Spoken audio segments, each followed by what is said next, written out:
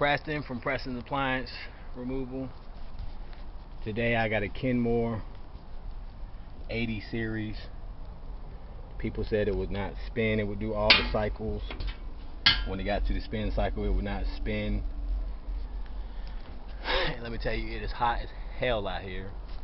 Down in South Carolina, famously hot. And they're not lying about that. It's like 12, 1 o'clock, somewhere around there.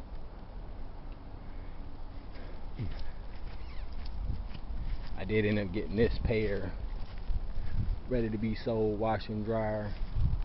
I got this stove ready to be sold, this stove ready to be sold,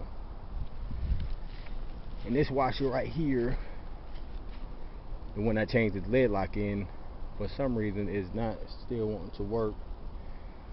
So I'm not sure if it's the circuit board in here or a bad used door switch that I got for eBay. I'll have to try a few things and see. But anyway, KENMORE 80 series.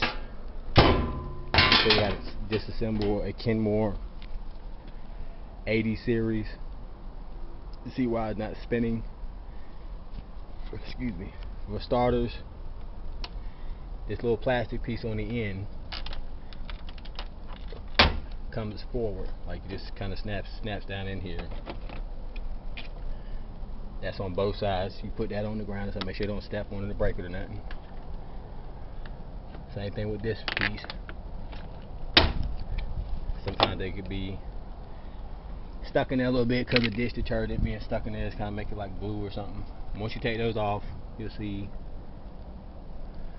2 Phillips head screws. Again, before you work on any appliance, make sure it is unplugged unless you know what you're doing. But you take a Phillips screwdriver, take out these. Pretty much like 2 screws hold this whole thing together, basically. 2 screws and 2 clips. But you want to do both Phillips. They're all the way out. Yeah, I have a mess going on with appliances though. Not really a mess, but I got a bunch of appliances selling. I got a bunch of appliances. And then you just kind of pull forward and up on each end.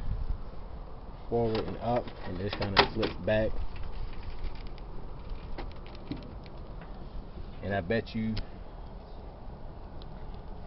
the reason it's not spinning is this door switch is bad. I'll show you how to bypass the door switch.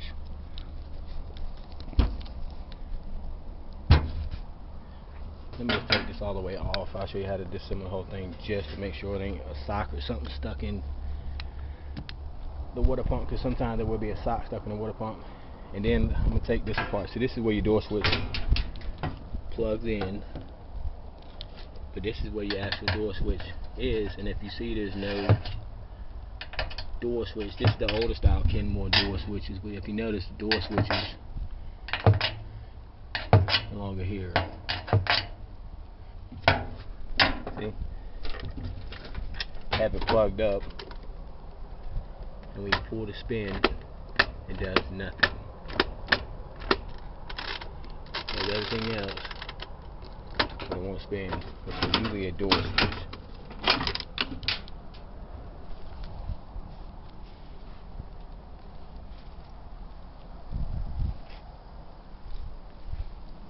I'll show it to my. I'll be able to tell the difference. I don't have it plugged in, but it'll be the same deal.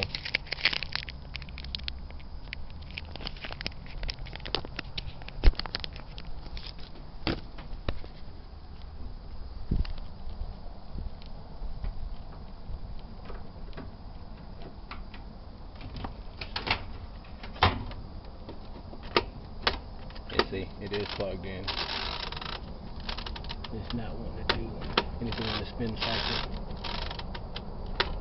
Now I'm gonna tell you, my opinion, I think it's the door switch needs to be bypassed. So I'm going to unplug it here. going to get my door bypass switch off of this Whirlpool. The thing about the KENMOREs and the Whirlpools, they're all basically old style white faces. This is my door lock bypass. Had it taped. Now what I'm gonna do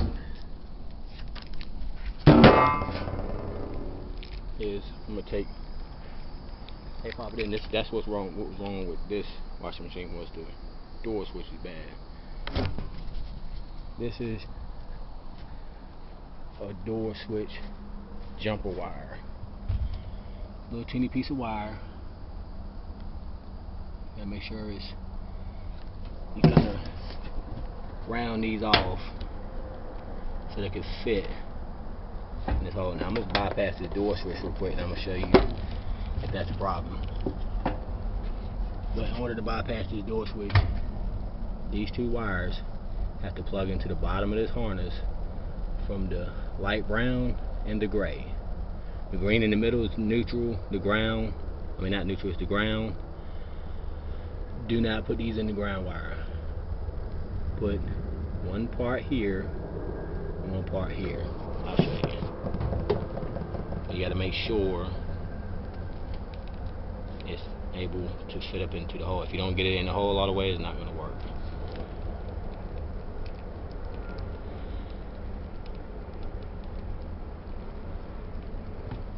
Then you can take a piece of tape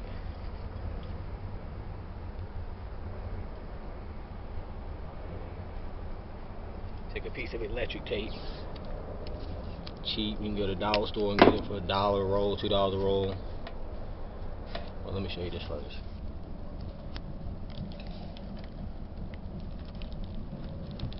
See how you got the jumper wire into the brown end and the gray end, not the green end. But what I do is I like to tape it off to hold it in place for one.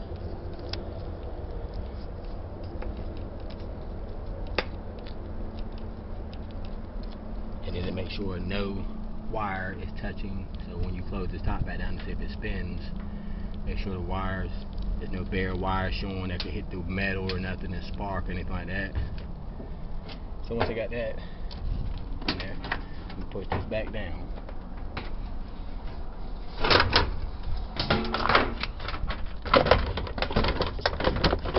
Temporarily, just to see if it's going to spin. I'm gonna plug it back up now that I'm not touching anything. And if it spins out, that's all it was a bad door switch. But if it did not spin out, I have to show you something else that it could be.